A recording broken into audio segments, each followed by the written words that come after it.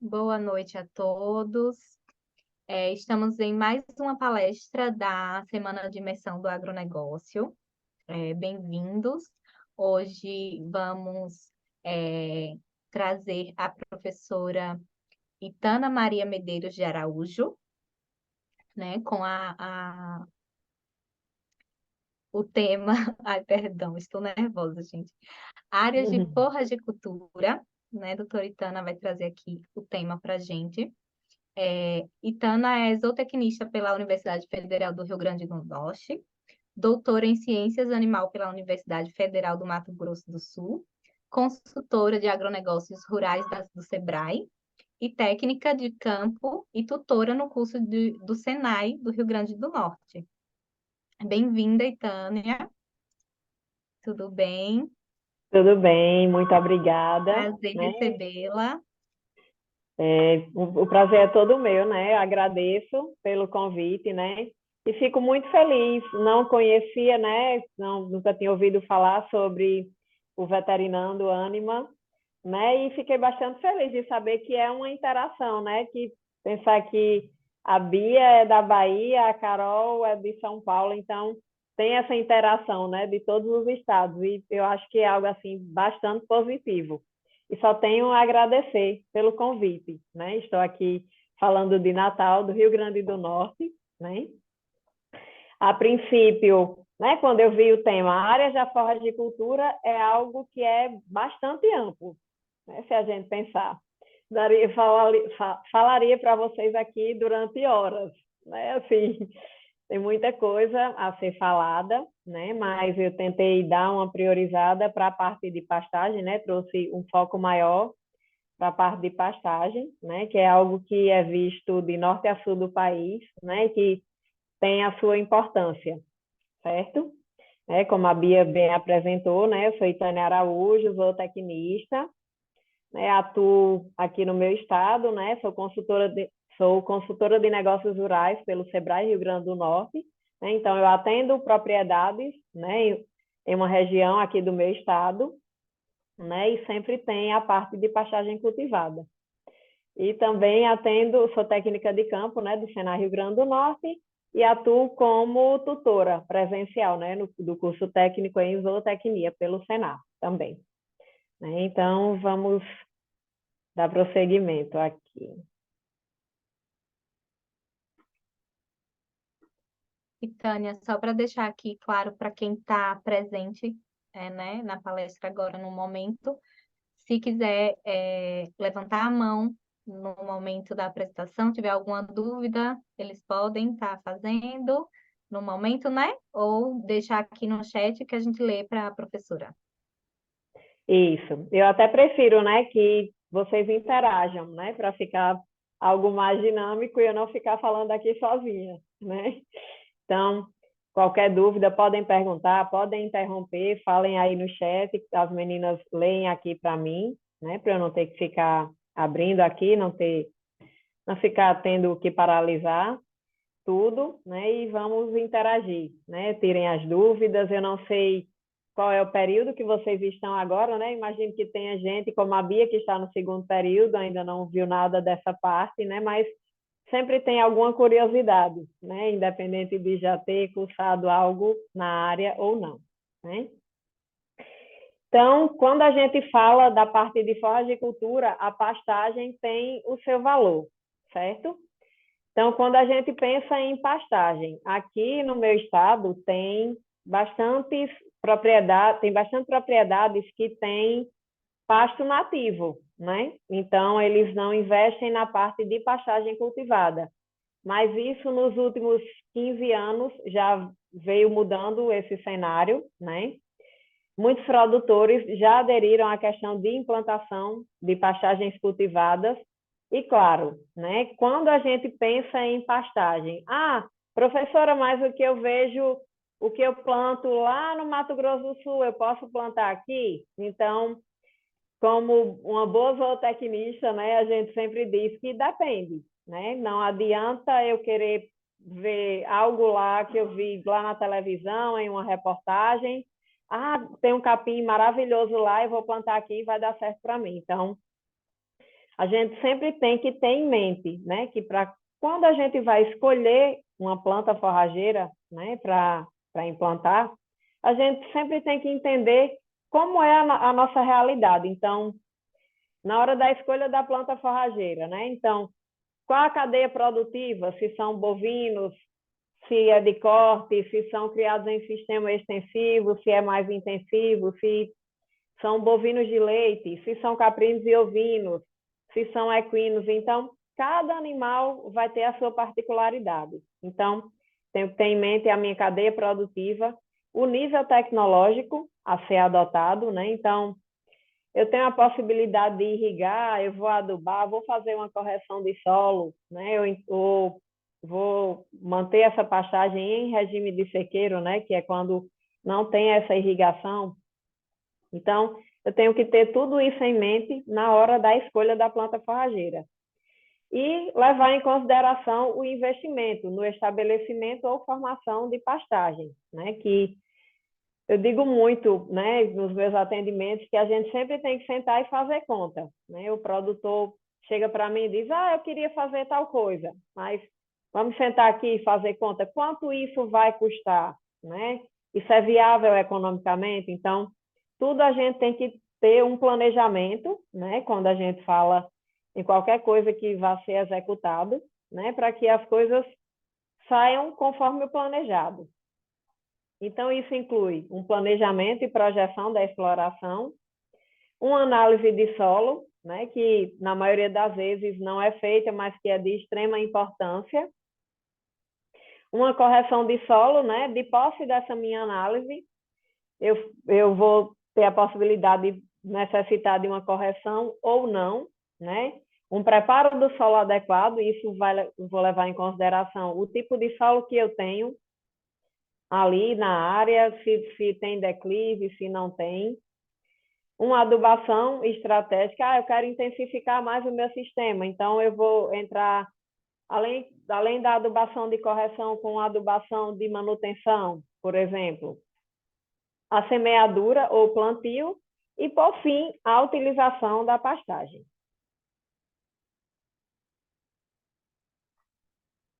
E dentro desse planejamento, eu tenho que saber a diferença entre estabelecer, recuperar e renovar. Então, estabelecer uma pastagem é quando eu vou começar do zero. Não tenho nada lá na minha área, eu vou preparar toda aquela área do zero, né? Quando a gente fala em recuperação de pastagem, o que é que eu entendo, né? É quando se quer reverter o processo de degradação utilizando-se a mesma espécie ou cultivar a forrageira. Então, sei lá, vamos dar um exemplo. Eu tenho lá o capim-marandu naquela minha área devido a um manejo inadequado e fatores climáticos. O capim entrou lá em processo de degradação. Então, eu quero recuperar aquela área. Então, eu vou continuar com o capim-marandu e vou fazer essa recuperação e vou plantar novamente, né? Seja uma área que esteja mais falhada, né? Ou uma área que, geralmente, quando entra em processo de degradação, se for algo muito prolongado, ele pode ser que seja necessário praticamente refazer do zero, né? E renovar, que é a troca dessa cultivar forrageira, né? Então, eu tenho marandu aqui. Não tive uma boa experiência com marandu, o que é que eu quero fazer? Quero plantar capim-zuri, por exemplo, né? Quero sair de uma braquiária para um pânico, né? São gêneros totalmente distintos, mas eu quero modificar isso aí. Então, tenho que ter em mente isso na hora do planejamento.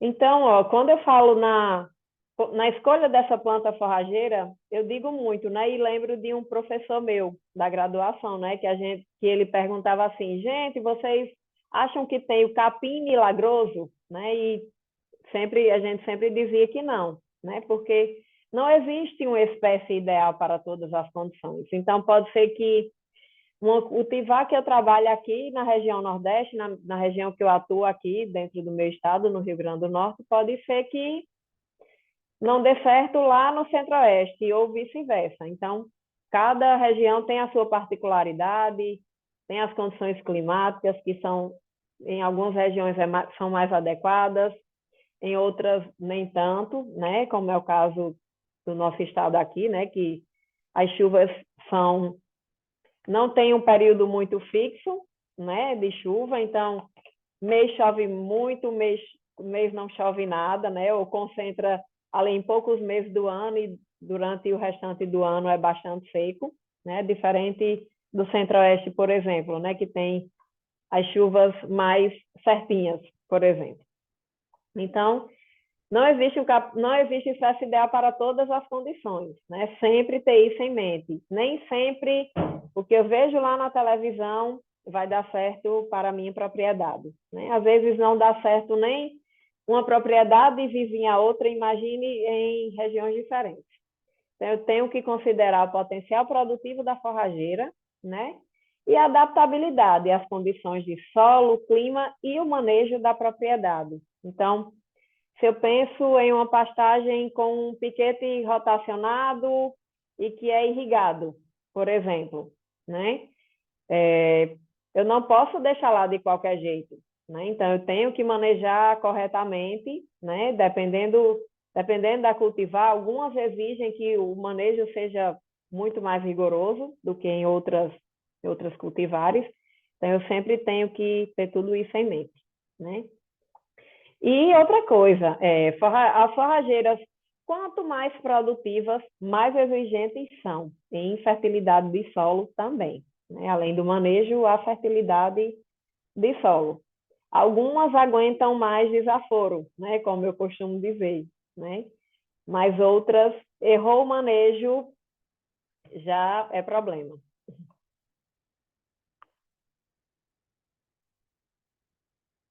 Então, aqui eu tenho, é algo bem clássico, né? Essa tabelinha que eu tenho, né? Quando a gente vai pensar na escolha da forrageira. Então, o que é mais indicado, né? Claro que hoje tem outras cultivares, né? Recém-lançadas, mas essas são bastante conhecidas, né? Tem umas bem novas já lançadas, né? Nos últimos 3 anos, mas essas aqui são bastante conhecidas. Então, por exemplo, se eu quero implantar uma pastagem em uma área sem o uso de corretivos e fertilizantes, por exemplo, eu quero plantar, mas não quero corrigir meu solo, né, que não é o adequado, né? Então, aguenta um pouco mais, né, de condição adversa, né? A braquiária decumbens, a umidícula e o andropógon, por exemplo, né? Então, se são áreas mais férteis e que eu consigo fazer uma correção, geralmente as cultivares do gênero pânico, né? Que aí entra um mombaça, um zuri e outras cultivares mais recentes, né? Que são mais exigentes, então elas requerem solos mais férteis e que sejam corrigidos, né? Para que a forrageira expresse todo o seu potencial. Além das cultivares do gênero Pennisetum, né, que é o famoso capim-elefante, né? Então, se a gente pensar, são gêneros, né, que as cultivares são bastante exigentes, tanto o Panicum quanto o Pennisetum. Em áreas de baixadas, mal drenadas e úmidas, né? A braquiária mutica e a umidícula, né? Que é algo também que a gente tem que ter em mente que em áreas alagadas poucas cultivares são recomendadas, né? Então, não dá para... eu vou plantar aqui qualquer cultivar e vai dar certo. Não, não adianta, né? Porque é desperdício de dinheiro e de tempo. Então, em áreas acidentadas ou sujeitas à erosão, né? As cultivares do gênero Cynodon, né? A braquiária decumbens e a umidícula também vai muito bem. O Cynodon, gente, eu não sei se todo mundo sabe, mas tipo é o capim piston, por exemplo, que é o que é mais conhecido, né? Então, como ele tem o Cynodon, principalmente o Cynodon, né?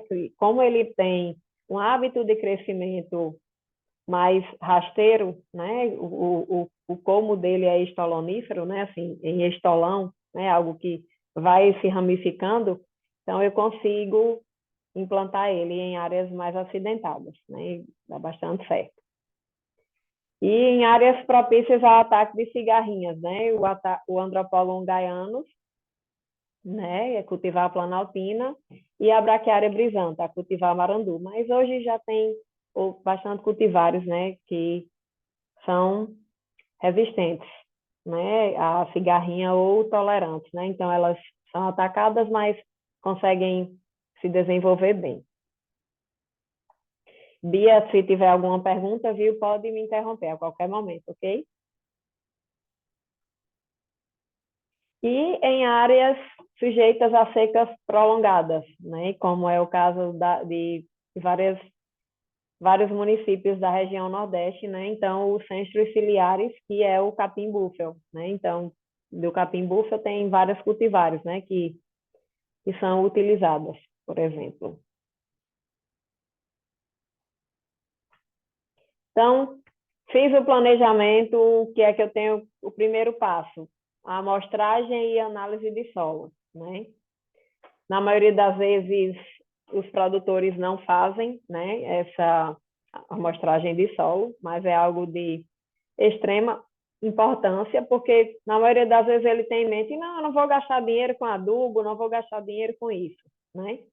Mas nem sempre, né, vai ter um custo muito alto. Às vezes tem que corrigir só lá uma acidez do solo, por exemplo. Então eu vou lá, faço uma aplicação de calcário, por exemplo, né? Então não requer outros nutrientes, né? Tudo vai depender da área, né, que eu vou escolher para a implantação.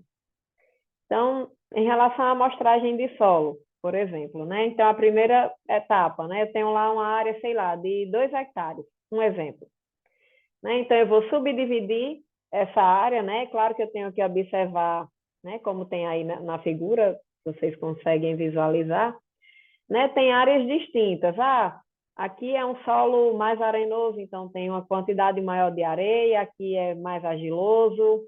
Então, eu vou ter que ir coletando de acordo com cada região. Não adianta eu chegar lá, como muitas vezes eu escuto na prática, que o produtor diz assim, ah, eu tinha uma área de 30 hectares, disse, mas o senhor coletou quantos pontos? Não, eu coletei só uma amostra, não é só uma amostra, não.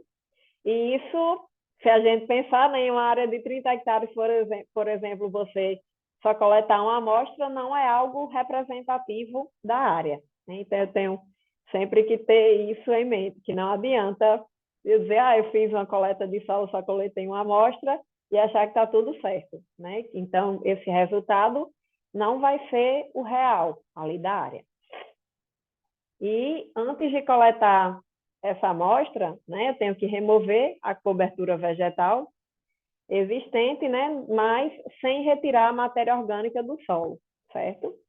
Então, dependendo da cultivar que eu vá plantar, né, a profundidade dessa coleta de solo, né, vai ter diferenciação. Se vai ser de 0 a 20, se vai ser de 20 a 40, se vai ser de 40 a 60, então vai depender muito da cultivar que eu vou escolher.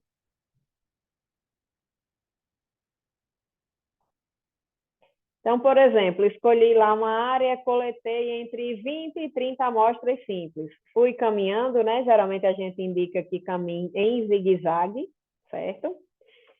E coletei essas 30 amostras e agora, o que é que eu faço? Junta tudo e eu vou fazer uma mistura, né? Para que eu consiga coletar uma amostra composta, que a gente chama, né? Junta tudo, faz uma mistura bastante homogênea, né?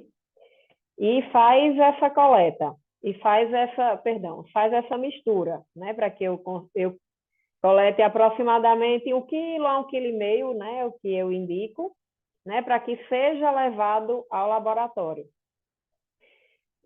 Na maioria dos laboratórios, né? Eles, pelo menos aqui no meu estado, você leva para o laboratório e diz, ó, eu quero plantar capim-zuri, por exemplo.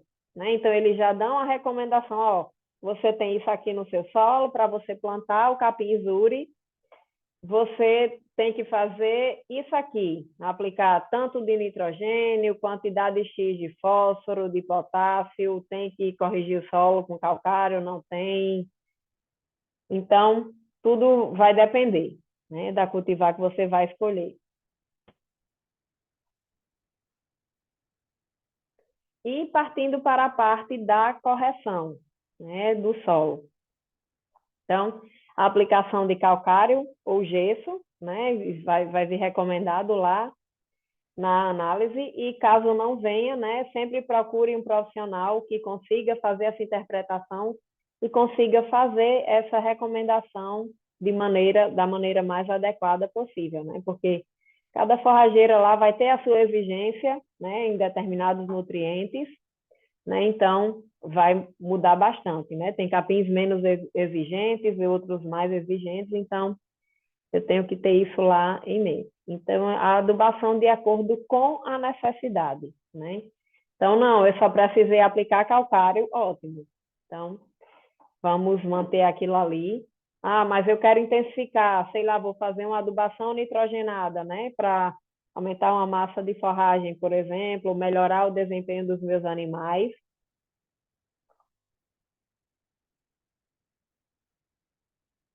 E as forrageiras são divididas em níveis tecnológicos, né? Quando a gente pensa em em cultivares, né? Elas são divididas em níveis tecnológicos porque cada uma vai ter uma exigência, conforme eu mencionei anteriormente. Então, as gramíneas do tipo 1, por exemplo, né? As de pânico máximo, né? O aruana, o tanzânia, o tobiatã, um mombaça, um zuri, o Synodon, né, que é o Coste-Croix e o Tifton, e o Penicetum purpureum, né, o Cameron, o Napier, o BRS Capiaçu, o BRS Curumi, né, que são cultivares lançadas por último pela Embrapa, né, eu não sei se todos sabem, mas o BRS Curumi, por exemplo, diferente das outras cultivares de capim-elefante, ela foi desenvolvida para pastejo, né, que geralmente quando a gente fala em capim-elefante só pensa em algo de capineira, né? Que eu vou cortar, fazer uma silagem, ou cortar e fornecer no coxo, né? Mas o BRS Curumi, ele foi desenvolvido para pastejo, né? Então, tem essa possibilidade aí. As gramíneas do tipo 2, né? Que são as braquiárias, né? Então, amarandu, piatã, charaés, né? Outras cultivares novas também que estão sendo utilizadas, o andropógon e o sínodon, né, que a grama estrela, por exemplo. E em um nível tecnológico mais extensivo, né, as gramíneas do grupo 3, né, então a braquiária decumbens, a umidícola, a grama batatais e o capim gordura.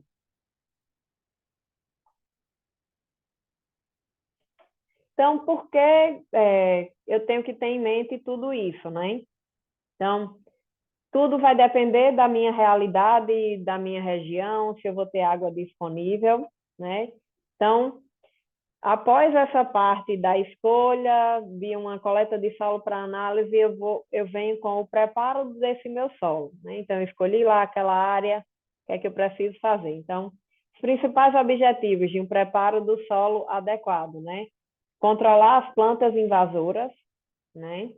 Produzir uma camada de solo capaz de possibilitar o contato mais íntimo da semente com a água do solo, né, para que ele consiga se desenvolver, né, da maneira mais satisfatória possível, para permitir o desenvolvimento da radícula pelo fornecimento contínuo da água, né, a partir da raiz, lá, em contato com o solo, romper camadas de impedimento, né, compactadas, e facilitar as práticas de conservação do solo. E acontece bastante, né? Às vezes o produtor não quer fazer um preparo lá adequado, né? Lá na propriedade. Então, já aconteceu comigo, eu em campo, alguém indicar lá para o produtor, não, pode aplicar herbicida aqui, do jeito que está aqui, pode plantar, né?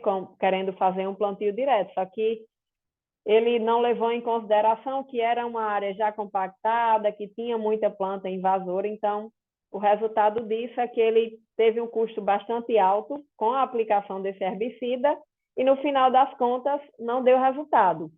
Ele teve que fazer o corte, né, desse solo, né, passar a grade, cortar tudo bem certinho, como manda o figurino, para que pudesse fazer essa implantação, né? Então, esbarra muito naquilo que a gente tem vontade de dizer, igual diz com criança, eu não disse que não fizesse, né? Então, sempre tem bastante isso. Acontece muito isso na prática. A gente acha que não, mas ainda tem muita gente que teima, escuta algo no YouTube, né? Que é algo também que a gente tem que ter cuidado com o que a gente assiste, quem é que está falando, se é uma pessoa que realmente sabe do que fala, né? Então a gente tem que sempre checar as informações. Então, a depender da área, né? O maquinário geralmente vai ser o que tem. Ah, eu tenho disponível na minha propriedade um arado, ou é uma grade mais pesada, é uma grade mais leve. Ah, mas eu só tenho uma grade mais leve. Eu vou precisar de uma grade mais pesada. Então, recorra a alguém na região. Não necessariamente, quando a gente fala em uma implantação, a gente tem que ter todos os equipamentos. Na maioria das vezes, nem é interessante, né? Porque quando a gente pensa em uma depreciação daqueles equipamentos, você só usa ali naquela determinada época e os equipamentos ficam lá parados. Então, também não é interessante. Na maioria das vezes, é melhor contratar essas máquinas, né? Fazer o aluguel, né? Utilizar lá naquela época e, e depois ir avaliando.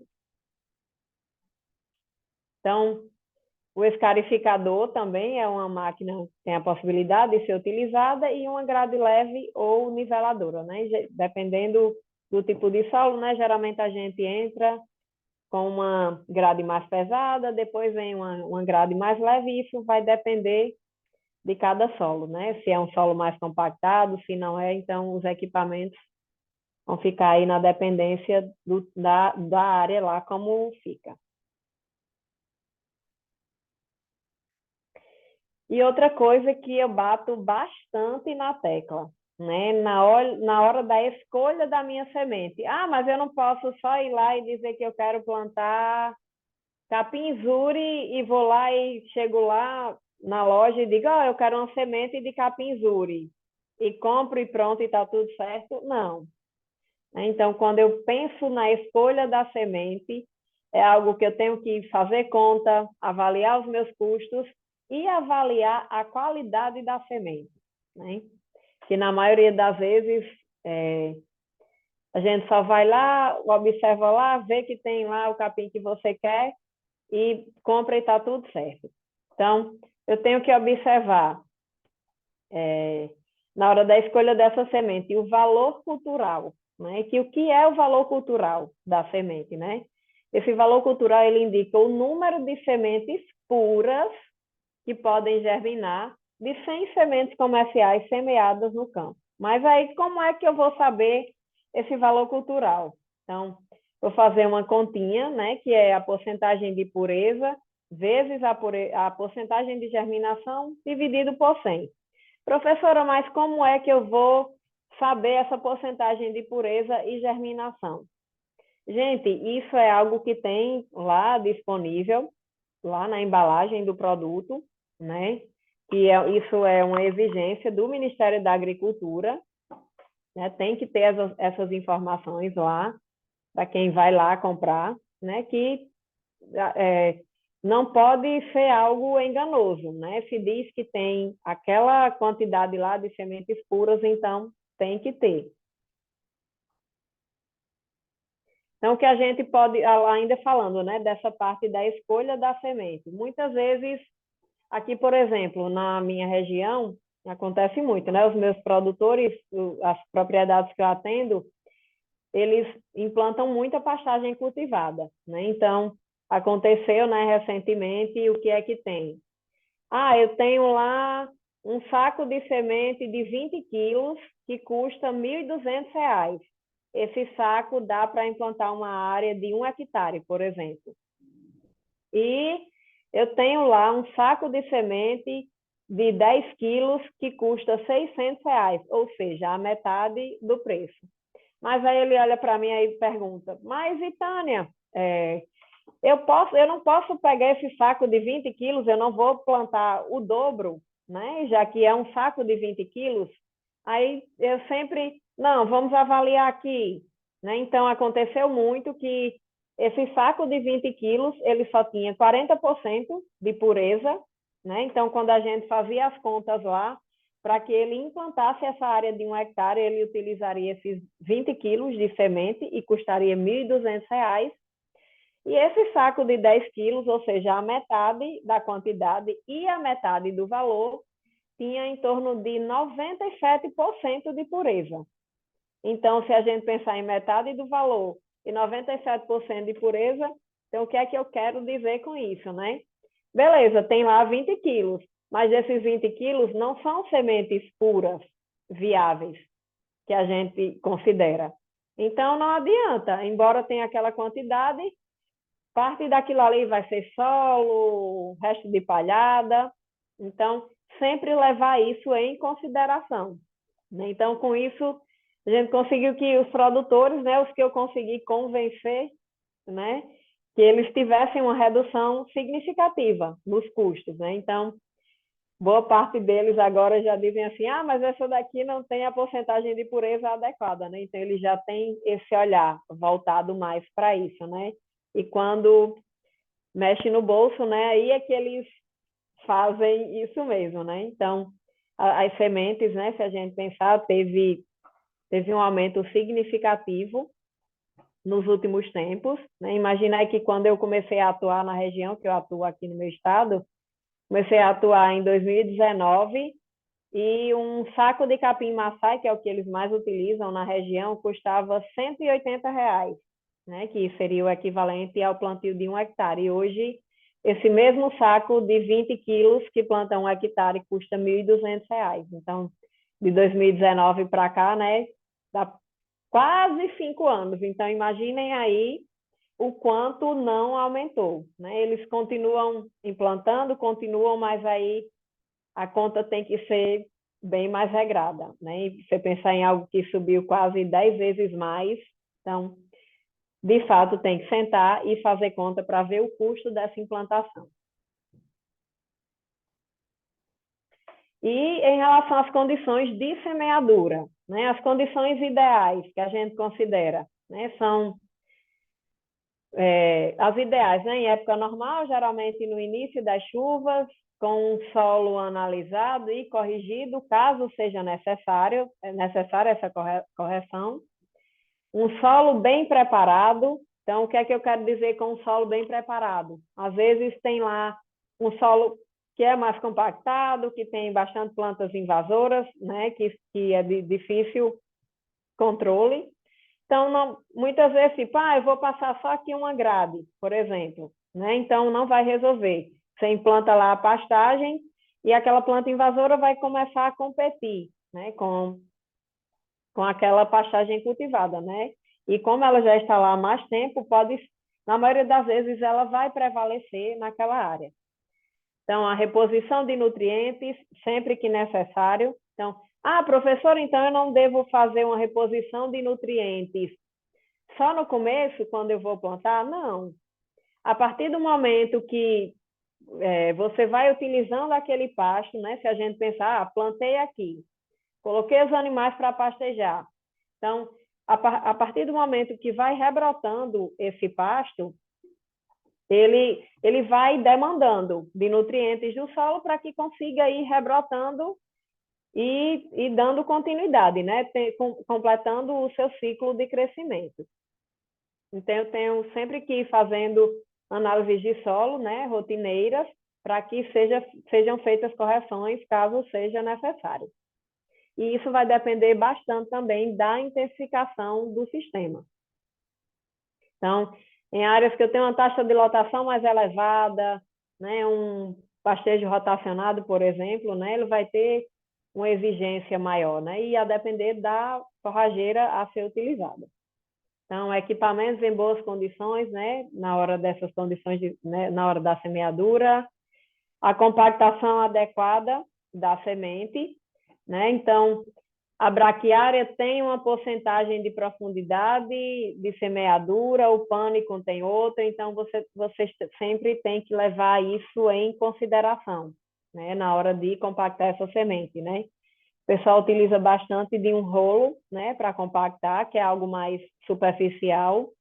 Não pode ser algo que compacte muito, porque como a semente é bastante pequena, então ela não vai conseguir germinar, né? Então eu tenho que ter atenção na hora dessa compactação, né? E uma coisa que tem que ser levada em consideração, se eu vou plantar só uma cultivar, se eu vou fazer um consórcio, né? Ah, vou fazer uma integração lavoura-pecuária, vou plantar lá, sei lá, capim-maçai e milho, por exemplo, capim-maçai e sorgo. Eu tenho que ter atenção na hora dessa semeadura, né? Que cada um tem um hábito de crescimento diferente, vai se desenvolver um mais rápido, o outro não. Então, eu tenho que levar isso em consideração também. E as condições adversas, né? A semeadura aérea, a semeadura tardia ou no pó, que a gente chama, né? O que seria essa semeadura no pó, né? Quando não se tem nem previsão de chuva, mas mesmo assim o produtor vai lá e opta por plantar, né? Então é um risco que ele corre. Em alguns casos pode ser que dê certo, né? Como eu já vi casos que deram certo, mas é um risco, né? É um risco bem maior quando comparado ao início das chuvas, por exemplo, né? Então, se é um terreno com grande declividade, né? Então, se a máquina não consegue plantar bem, a chance de insucesso é muito grande. O pouco preparo do solo, né? A semeadura a lanço, sem incorporação e equipamentos em más condições. E fatores que podem comprometer essa semeadura. Então, a profundidade maior que a recomendada, né? Que conforme eu mencionei, né? Se você aprofundar muito essa semeadura, pode ser que a semente não consiga germinar. O enterrio superficial também, então, se eu colocar geralmente quando eu não passo alguma coisa por cima, né? Ah, professora, mas se eu não passar, não vai dar certo? Não, não necessariamente. Pode ser que dê certo, né? Como eu já vi casos que deram certo, mas em condições ideais é que seja feita essa compactação, né? Para que fique em uma profundidade mais adequada. Então, em solo com alta umidade, seguido de longo período de sol, então vai compactar lá aquele solo, a semente não vai conseguir romper aquela camada.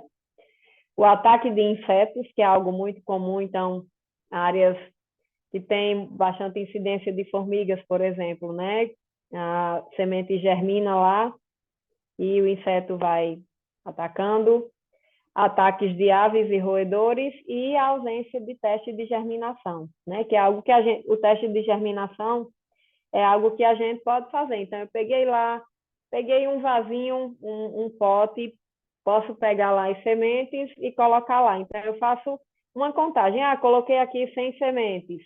Nasceram quantos, né? Aqui, né? Para ver se essa semente está adequada.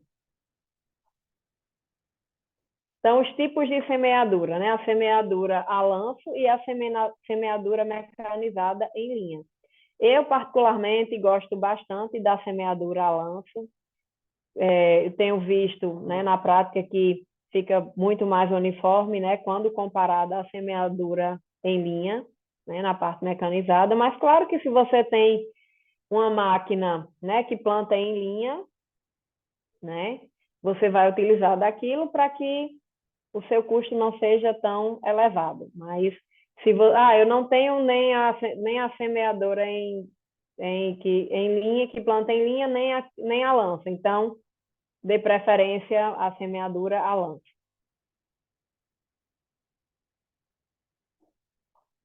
E temos também o plantio por mudas, né? Que é o caso de gramíneas do gênero Cynodon, né? Que é o Costicross e o Tiston, e o capim-elefante também, né, que é plantado somente por muda. Então, quando a gente pensa em um plantio por muda, é algo que requer mais mão de obra, que tem um custo mais elevado, né, se a gente pensar em algo em algo mais manual, né? Tudo que a gente pensa em algo mais manual, então o custo é bem mais elevado. Então, sempre observar esses fatores na hora da escolha da forrageira, né? E de bastante importância, o controle de insetos e de plantas invasoras, né? Então, no controle das invasoras, o uso de herbicidas ou limpas manuais. Isso, claro, vai depender do sistema, da intensificação, do tamanho da área, né? Existem casos em que se consegue fazer essa limpeza manual ainda, mas em grandes áreas isso se torna inviável economicamente, né? E aqui eu quero abrir um parêntese que quando a gente fala em herbicida, tem que ser algo com uso consciente, né? E utilizado somente se for necessário. Não adianta o uso indiscriminado, né? Porque vai agredir o solo, o lençol freático, então não adianta. E em relação aos insetos, né? O controle de formigas, né, conforme com o controle de formigas, por exemplo, né, que é o que mais ocorre, né, utilização de formicidas e pesticidas. E por fim, a utilização dos pastos, né? Então, fiz lá todo o passo a passo, tudo certinho. Então, é a hora de utilizar esse meu pasto. E uma pergunta que eu escuto com bastante frequência: ah, eu plantei esse capim, tem 60 dias, eu já posso colocar mais meus animais? Tudo é um grande depende, né? Então, vai depender se ele foi implantado corretamente, se foi feita correção, se ele se desenvolveu conforme o previsto, né, de maneira adequada, se choveu, né, nesses 60 dias, se não choveu muito, quanto cresceu desse pasto, né? Então, o primeiro pastejo é um pastejo que a gente chama de pastejo de uniformização, né? Então, o que seria esse pastejo de uniformização? É o pastejo inicial, né? Que não é um pastejo que eu consiga, eu tenho aqui um lote de 100 vacas, eu vou colocar aqui para comer até chegar no solo e está tudo certo. Não. Então, quando eu penso em um pastejo de uniformização, então o ideal é que eu escolha categorias mais leves, né? Eu indico geralmente as crias, né? E caso eu opte por categorias mais pesadas, que seja uma taxa de lotação mais baixa, né? E que não vá influenciar, né? Lá vai ter uma pressão de pastejo muito alta, né? Vai promover uma compactação lá naquela área, né? E nem vá danificar aquele capim que foi implantado lá. Então, início do pastejo, né? Vai depender. Então, de 60 a 100 dias, né? A depender da cultivar, de como foi plantado, se foi tudo corrigido, se não foi, se teve chuva adequada, se teve luminosidade adequada também, que é algo que influencia bastante. No Nordeste, a gente não tem esse problema, né? Que a luminosidade é o ano inteiro, né? Eu digo muito que é um sol para cada um. Então, a gente não tem problema com luminosidade, mas tem muitas regiões do país que tem esse problema com a luminosidade. Então, às vezes eu tenho tudo, mas se eu não tenho a luminosidade, então a forrageira não vai conseguir se desenvolver como deveria, né? E algo que sempre o produtor tem que ter em mente: respeito às alturas de pré e de pós-pastejo, né? E quando a gente fala em capim e em pastejo, né, a gente fica pensando, eu vou colocar aqui e vou deixar comer o máximo que der para aproveitar ao máximo essa área. Então, todas as cultivares, né, antes delas serem lançadas no mercado, elas passam por um longo período de avaliação, né, que o melhoramento genético, né, eles fazem cruzamentos, avaliam aquilo ali em parcela, depois avaliam em outras em regiões distintas, né, para ver se aquele capim se desempenha bem, e por fim ele avalia com o desempenho animal, né, os animais em pastejo. Então, a partir disso, né, isso é algo que muitas vezes dura 10 anos, por exemplo, né, para que seja lançado uma cultivar no mercado. Eles passam por esse longo processo de avaliação, se ele é resistente à cigarrinha, por exemplo, se é tolerante. Então, passam por várias avaliações para que sejam lançados e, a partir disso, né, ser recomendado, né, para que o produtor utilize. Então, quando eles pensam, né, em lançar, eles avaliam essa parte dessa altura. Então, como é que eu sei? Ah, mas como é que eles sabem a altura ideal para que eu coloque os animais e para que eu retire? A gente tem o que a gente chama de medição da interceptação de luz, né? Então, tem um aparelho que a gente consegue ver o que é que está incidindo de luz, né, na parte mais de cima, lá de uma touceira, por exemplo, na parte mais de cima das folhas, e o que é que está chegando lá mais embaixo. Então, a partir desses dados, né, é feita sempre uma avaliação. Ah, eu vou verificar lá a interceptação de luz e vou ver em que altura é que está chegando. Então, a partir disso, eu tenho o ótimo, né?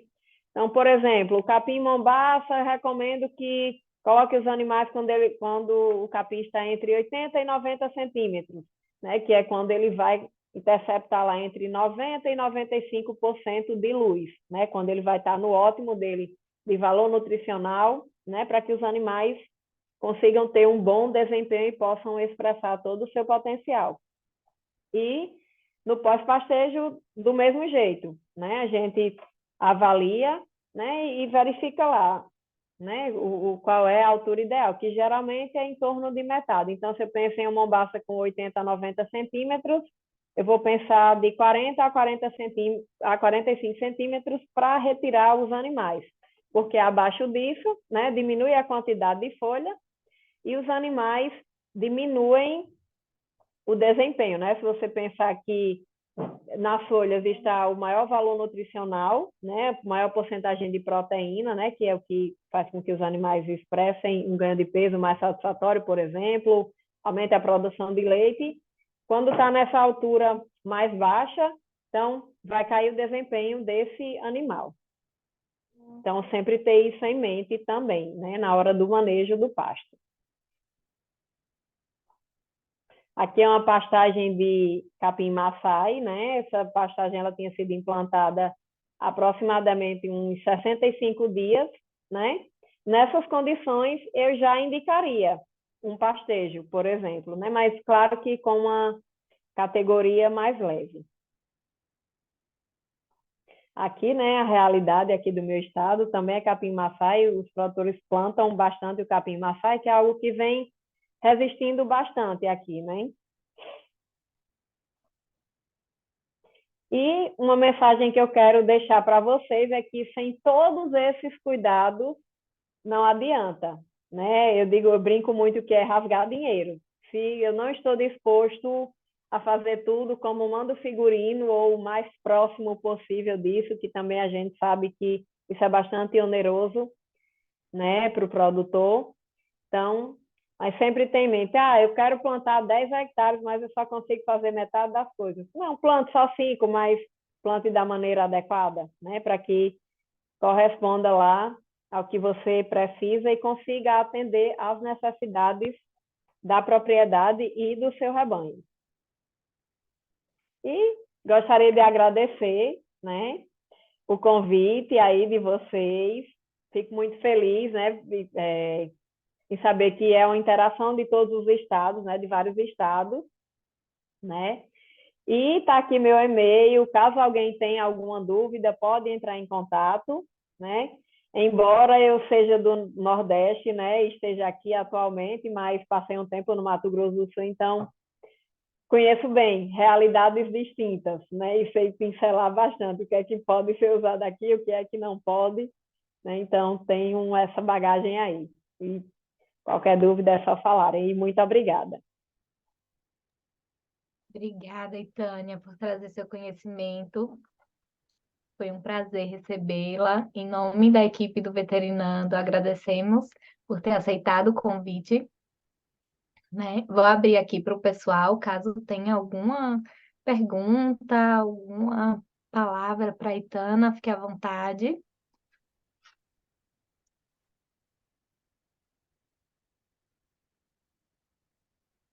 A Jucimara mandou aqui, obrigada, professora, excelente apresentação.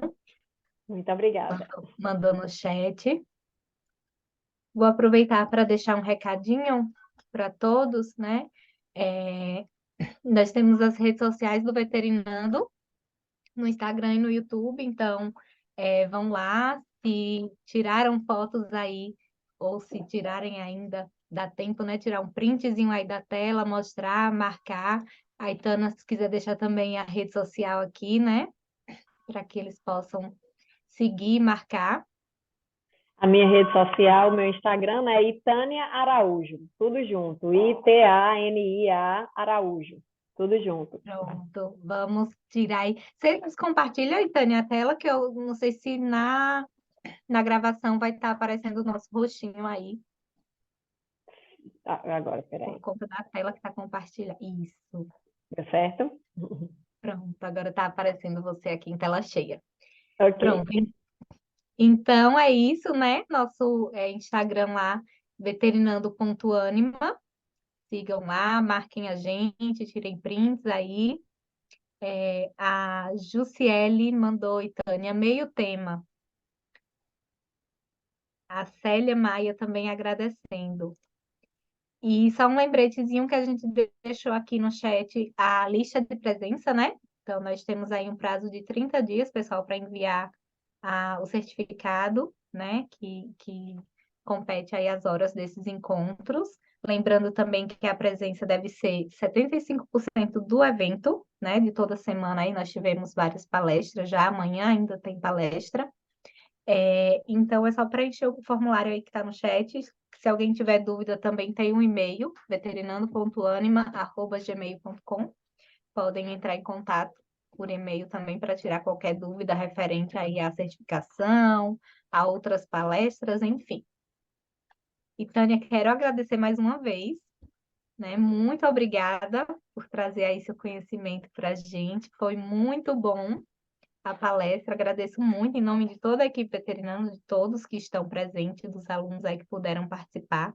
Outros vão poder participar também no YouTube, né? Assistindo, vai ficar gravado lá essa palestra. E é isso. Muito obrigada. Eu que agradeço e até uma próxima oportunidade, quem sabe. E uma boa noite para vocês. E bom. Só lembrando também que a Carol aqui lembrou, né, pra gente que as palestras dos dias anteriores também vão estar no YouTube. Tá bom? Uma boa noite a todos. Obrigada Boa pela noite. presença. Obrigada, Itânia. Tchau, tchau. Tchau, tchau.